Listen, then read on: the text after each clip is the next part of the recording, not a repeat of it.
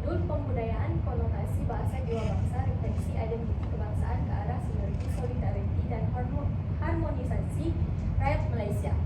Judul ini diterbitkan pada Julai 2021 dan mempunyai 4 orang pengarang, yaitu Irma Wani Osman, Muhammad Safwan Yusuf, Herlina Jupiter, dan juga Saiful Azri Mokhtar. Dalam konteks sejarah ketamadunan Nusantara sebagai rantau bersepadu yang merangkumi lingkungan pengaruh kebudayaan serta linguistik di Asia Tenggara, masyarakat mendukung bahwa bahasa Melayu sebagai lingua franca. Bahasa Melayu bukan sahaja ditutur rakyat seharian, malah diiktiraf sebagai bahasa perhubungan perdagangan antara bangsa sepanjang zaman pertengahan abad ke-7 Masihi sehingga abad ke-19 Masihi.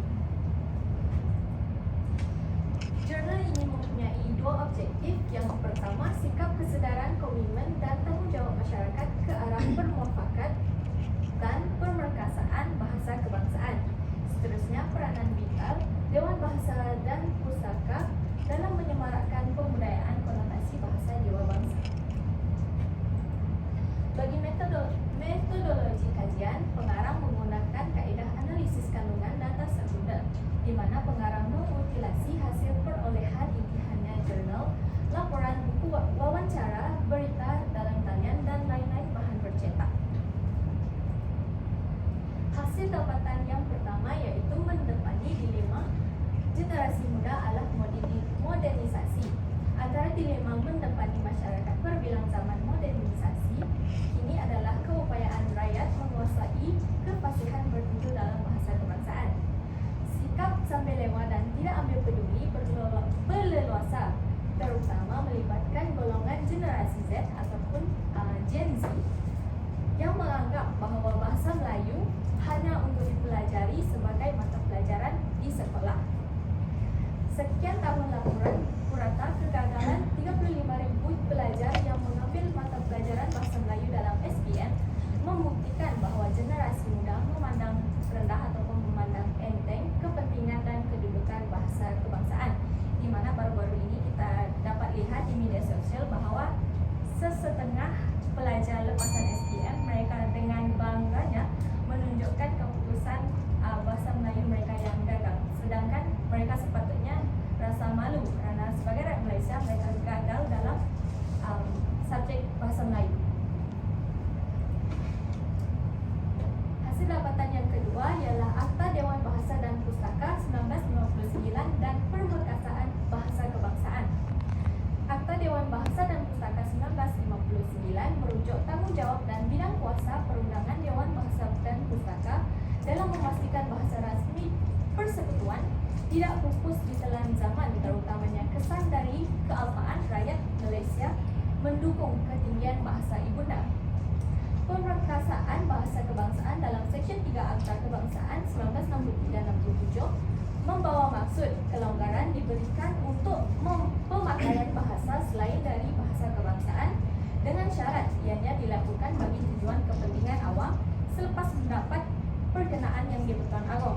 Contohnya Seksyen 4 Akta Bahasa Kebangsaan 1963-67 di mana bahasa Inggeris tetap dibenarkan untuk digunakan dalam urusan rasmi sekiranya ada situasi yang memerlukan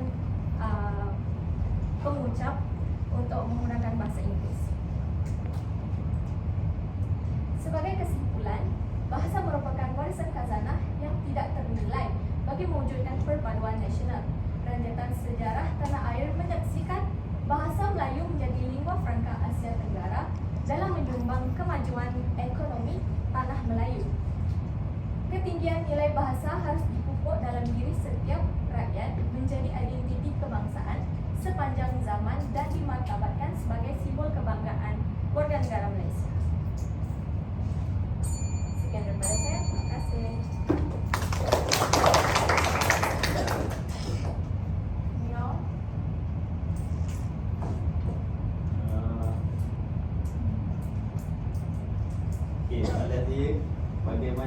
Bagaimana untuk menggalakkan pelajar-pelajar sekolah generasi Z sekarang supaya lebih meminati bahasa Melayu?